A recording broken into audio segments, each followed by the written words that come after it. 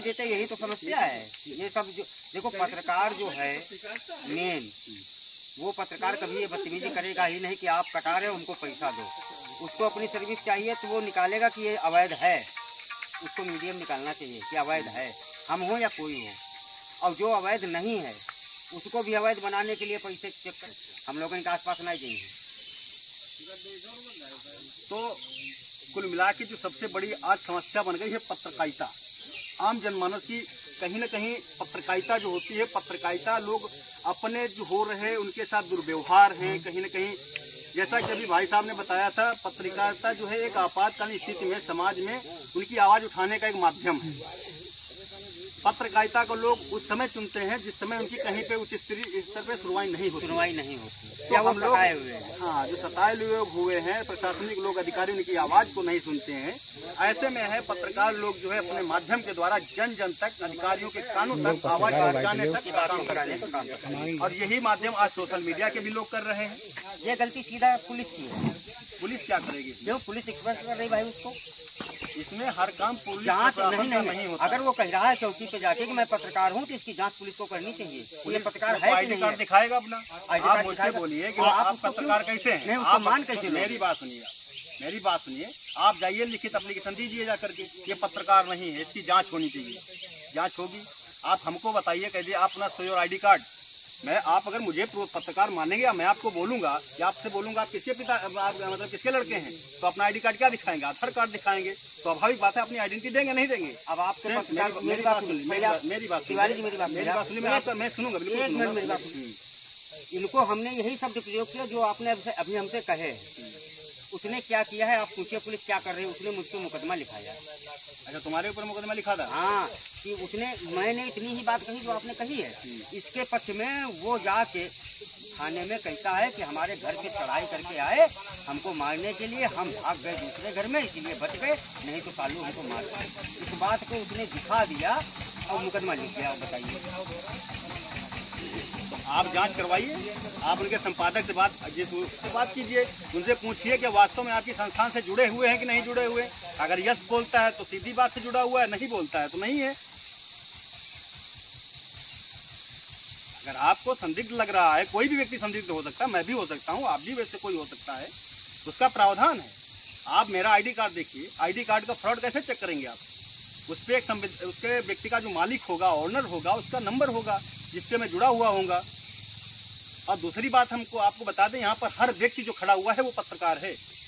भले ही stream media का ना हो, लेकिन डिजिटल मीडिया का हर व्यक्ति पत्रकार बन सकता है, जिसे लोग सोशल मीडिया का तो बन सकता है। लेकिन एक चीज बताइए आप, क्या सोशल मीडिया में मतलब ये भी है कि जैसे आप पत्रकारिता लाइसेंस देते हैं जी, तो क्या उसमें शॉर्ट हैंड ये सब होता है?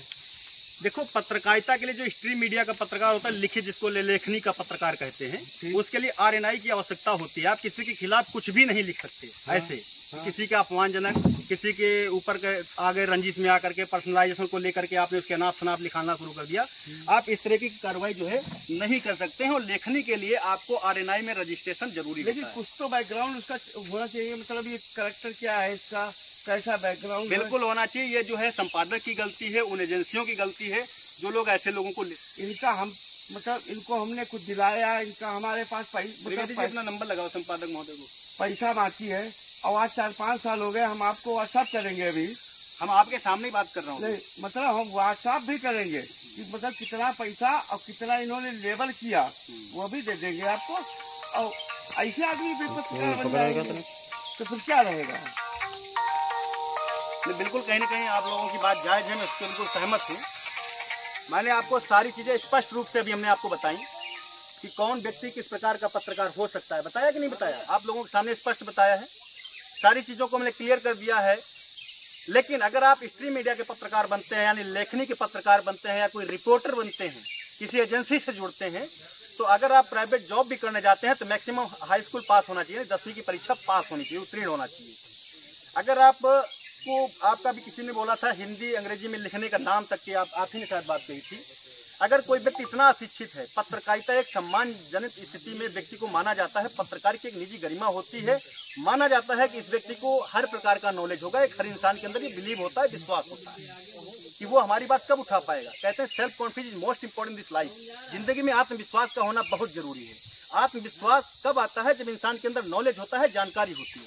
अगर हम आप लोगों के बीच में बात कर रहे हैं, यहाँ पे 10 से 12 लोग बैठे हुए हैं, आप हमसे एजेड भी हैं, ज्यादा पढ़े लिखे भी हो सकते हैं, लेकिन हम आपके बीच में अगर हर प्रश्न का उत्तर देने के लिए तत्पर हैं, कब है? जब मेरे अंदर जानकारी है।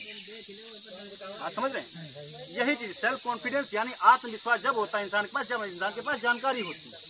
जैसे आपने बताया लोग चांदी का पेड़ काटते हैं, वहां पे पत्रकार पहुंच जाते हैं 500 रुपए के लालच में, क्योंकि उनके पास है जानकारी नहीं है कि ये प्रतिबंधित पेड़ है और या नहीं। ऐसी जगह में क्या होता है कि या तो उनका वीडियो वायरल होता है और आगे उनसे संवैधानिक कार्रवाई होती है, यदि कार्रवाई जो तो मार खाएंगे। क्योंकि अगर आप गलत के खिलाफ देखो, हर व्यक्ति, पत्रकार ही नहीं, पत्रकार क्या कोई व्यक्ति को नाजायज सता सकता है? बिल्कुल नहीं सता सकता है। पैसा ही पैसा करिए लिए अगर पत्रकारिता हो तो मनोरंजन कर दे। बिल्कुल, आप देखेंगे हमारे प्रोफाइल पे हमने कई बार इसका विरोध किया है। आज की डेट में यह वास्तविकता है, आप समाज के लोग हैं और मैं कहीं न कहीं जुड़ा हुआ व्यक्ति हूँ। मैं इन चीजों को फेस करता हूँ, देखता हूँ। पत्रकारिता की गरिमा जो है धूमिल होती जा रही है, उसकी वजह यही है दलाली, चाटुकारिता। आपका मैं आज जो मुखर होकर आप लोगों के बीच बोल पा रहा हूँ, क्योंकि मैं ऐसा नहीं हूँ। अगर मैं शायद होता, आपसे अब तक मुलाकात हो चुकी होती। कहीं न कहीं मैं आपके सामने शर्मिंदा होता कि मैंने भी इनसे 500 रुपए लिए होंगे। मैं ऐसा नहीं करता हूँ। और पहली बात तो मैं ग्रामीण स्तर की पत्रकारिता 1 साल से छोड़ चुका हूँ। पारिवारिक स्तर की मैं बात नहीं करता हूँ। अन्याय के खिलाफ मैं हमेशा खड़ा होता हूँ, सामने वाली पार्टी चाहे कितनी भी क्यों ना हो। मेरा निजी संबंध है। और दूसरी बात जो मैं स्पष्ट करना चाहता हूँ, पत्रकारिता की लाइसेंस लेकर या ID कार्ड लेकर के किसी को न धमकाया जा सकता है, न बहलाया जाता है, न ठगी का शिकार बनाया जा सकता है। पत्रकारिता का निजी धर्म है किसी दबे कुचले असहाय व्यक्ति की जहाँ पे सुनवाई न हो रही हो, उसके साथ में मजबूती साथ खड़ा हुआ जाए, उसकी आवाज बना जाए, उसे न्याय दिलाया जाए। वो एक पत्रकार भी काम कर सकता है। एक सोशल मीडिया का जो व्यक्ति है, एक्टिव है, काफी फॉलोवर है उसके, अपनी आवाज आप स्वयं से भी अपने सोशल मीडिया के प्लेटफॉर्म पे पोस्ट कर सकते हैं। आपको किसी की जरूरत नहीं दादा, कोई जरूरत नहीं है। कल आप बताइए, आज तक, कल तक ABC न्यूज कितने पत्रकार हैं जो आपके गांव की समस्या को उठाते हैं? नहीं, उठाने वाली बात अलग है। एक जवाब दीजिए, उठाने वाले अलग नहीं, जो पॉइंट बात करें उसका आप जवाब दीजिए। कौन आता है यहाँ? ग्रामीण क्षेत्र का पत्रकार ही आपकी समस्याओं को उठाता है। बस वो भी बता तो गए आपको, पेड़ कटेगा वही पहुंचेंगे, और बाकी कोई समस्या नहीं। कि आपके गांव में नालियों की सफाई नहीं होती, नहीं आएगी, मतलब नहीं, कोई बिजली पानी कोई मतलब नहीं पत्रकार। खाली आमदनी हो वही मैंने पत्रकार आपके गांव की कईयों खबरें उठाई। आपके यहाँ एक ट्रांसफार्मर की शिकायत थी, मैंने निकाला था, दूसरे दिन आपकी कार्रवाई हुई। आपके गांव में नालियों की सफाई नहीं हो रही थी, मैंने उसकी आवाज उठाई थी, आपके गांव में नाली की सफाई हुई। आपके यहाँ टंकी लीक था पानी का, 1 सप्ताह से ज्यादा हो गया था, पाइप लीक था, मैंने उसकी आवाज उठाई, उसी पर कार्रवाई हुई। सही है, ये काम करीबे चाहिए। खाली है ना बिलवा कटे या कोई लकड़ी करीबे हो तो करे रहो, बस कोई काम नहीं। हो कहाँ लूटो, बाकी को मतलब नहीं।